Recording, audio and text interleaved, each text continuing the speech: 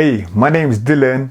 I've had the PlayStation 5 for about a month and I've had the Xbox Series S since launch day.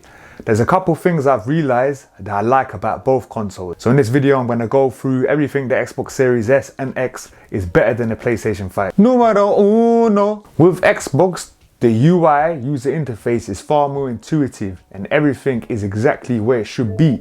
With PlayStation 5, it's hella confusing and everything takes 1 to 2 more button presses than it should take. With Xbox, you can create playlists of games and applications that you use all the time that are very easy to set up, and the entire Xbox dashboard is customizable.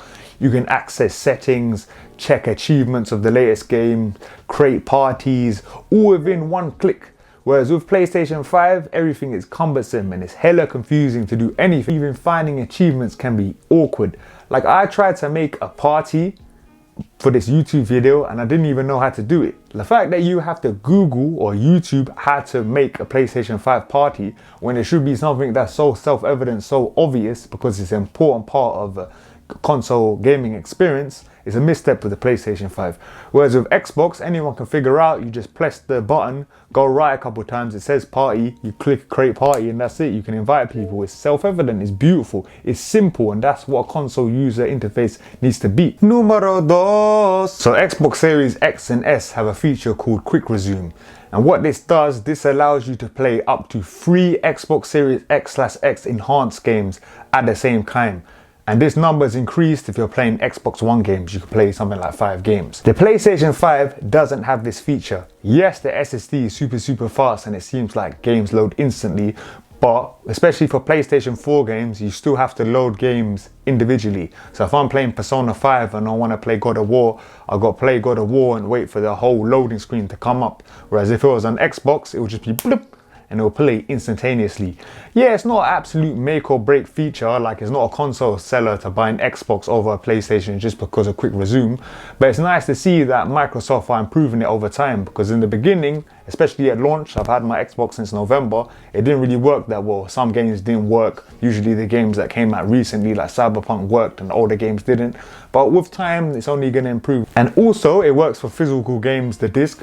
Obviously, I won't know because I have an Xbox Series. And also it works with external hard drive games, which is nice to see. For PlayStation 5, I'd like it to get Quick Resume feature in the near future, but it's not a make or break, but Xbox definitely wins on this round. Numero tres. So what I love about the Xbox Series X and S is all your old Xbox One accessories, control freak, headsets, play and charge kit, they will all work with the new Xbox Series X and S. And all accessories in the future will also work. So if you want to see my video, you can actually use the Xbox Series X consoles on the Xbox One.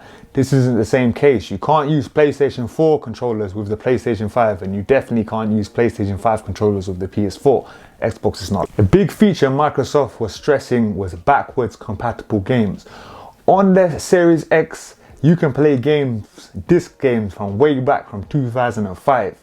The fact that you can play 15-year-old, 16-year-old games on a 2020 console is amazing and a big plus for Xbox. So as of now, you can play 577 Xbox 360 games backwards compatible on your Xbox Series X and 38 original Xbox One games.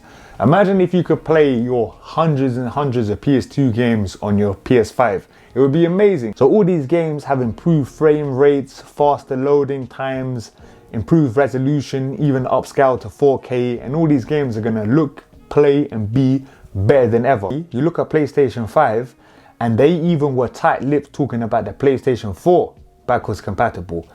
And it's because it's harder to make. Because the PlayStation 3 is completely different architecture compared to the PlayStation 5, it was notoriously very difficult to make games. And considering it's very hard to emulate, it's harder to transfer it to the PlayStation 5. But it wasn't easy for Microsoft either. Phil Spencer, the head of Microsoft, did his earnest to make Xbox as pro-consumer as it can be. And they have a long way to go considering the toxic mess that the Xbox One launch was. So Phil Spencer and Xbox deserve a lot of credit for making all these pro-consumer moves. Numero cuatro. So I can talk about statistics and how big the PlayStation 5 is compared to the Xbox Series X or X, but I think it's better to just hold it. You can see here, the Series S is a beautiful console, very small. I could fit about a couple of them in my backpack.